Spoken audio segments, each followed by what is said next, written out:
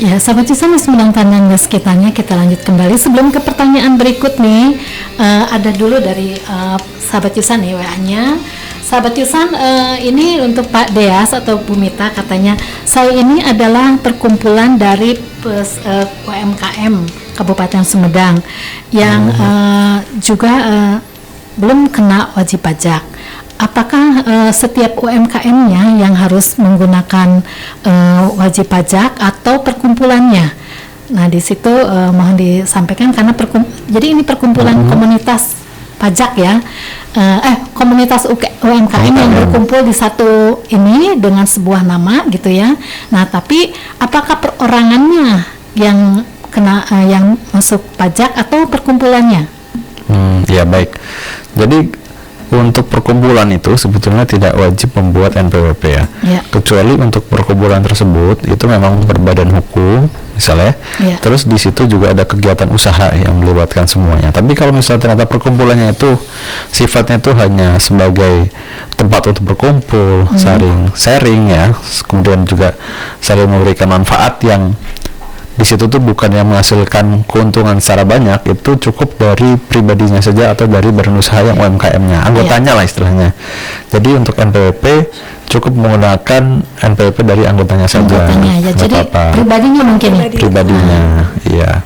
Kalaupun misalnya ada perkumpulannya harus menjadi sebuah perusahaan dulu mungkin ya? Bisa jadi badan hukum ya? Boleh, seperti organisasi atau lembaga. Kalau misalkan CV atau PT itu kan lebih kayak lebih ke profit gitu ya. Kalau perkumpulan biasanya selama ini kayak organisasi seperti itu sih Bu.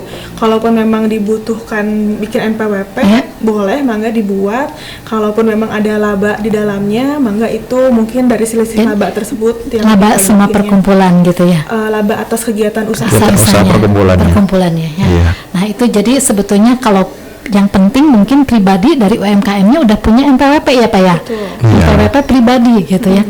Kan ini ini kan di sini dijelaskan bahwa setiap UMKM itu kan sudah ada NIB kayak gitu ya. Jadi udah punya nama-nama seperti itu. Apakah terus berkumpul di satu tempat untuk sebuah usaha bersama?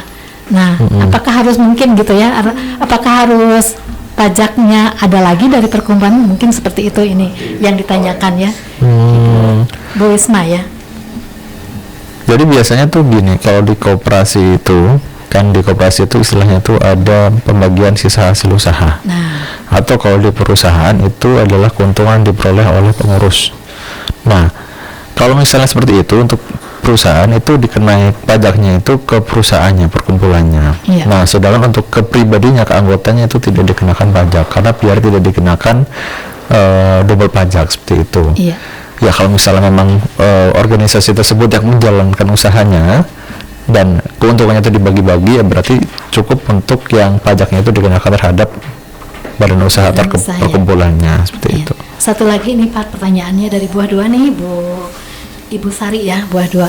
Bagaimana cara memperbaiki kesalahan penginputan dari data Kortek? Terus apa konsekuensi hukum yang dihadapi perusahaan akibat kesalahan tersebut? Ibu Sari, Buah Dua. Untuk data yang diinputnya apa nih Bu? Mungkin dari hasil perusahaan. Oh baik, kalau misalnya pada saat pelaporan mungkin salah menginput atau mau membuat sebuah faktur gitu ya. Oke, baik. Baiknya langsung dilakukan pembetulan aja Bu. Jadi misalkan kalau di Kortex kan baru bisa pelaporan PPh pasal 21 atau PPN atau unifikasi ya. Kalau memang ada kekeliruan, boleh silakan dilakukan input ulang bukti potongnya atau fakturnya, lalu dilakukan pelaporan ulang seperti itu. Kalau misalkan untuk SPT tahunan pun sama. Kemungkinan untuk konsekuensi badan hukumnya itu kalau mungkin di suatu hari ditemukan oleh bagian pengawasan di kantor pajak, itu kemungkinan akan mendapatkan surat cinta. Seperti itu. Nah, itu tuh surat cinta. Jadi seperti itu ya. Jadi lebih bagusnya mungkin kalau ada kesalahan input seperti itu langsung minta perbaikan kalau misalnya belum mengerti ya. Karena Kortek kan kita juga yang udah ini ya, yang udah paham yang lama kan, yang baru belum gitu ya.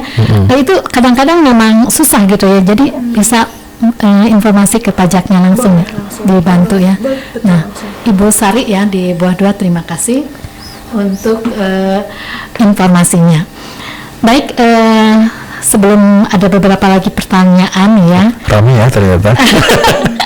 Iya, terima kasih ya untuk. Tapi banyak yang menyimak juga. Belajar ya ternyata. Iya, iya. Ini banyak yang menyimak juga nih di sini, tapi tidak mau bertanya katanya, tapi menyimak hadir ya. Baik, terima kasih saya ucapkan karena ini juga memang sangat penting mungkin buat kelanjutan dari, karena praktek kan baru ya. Betul. Ya, untuk sementara sambil menunggu ada beberapa pertanyaan lagi nih sebelum kita 10 menit menjelang berakhir. Ada yang melewat dulu, Mang Bahar?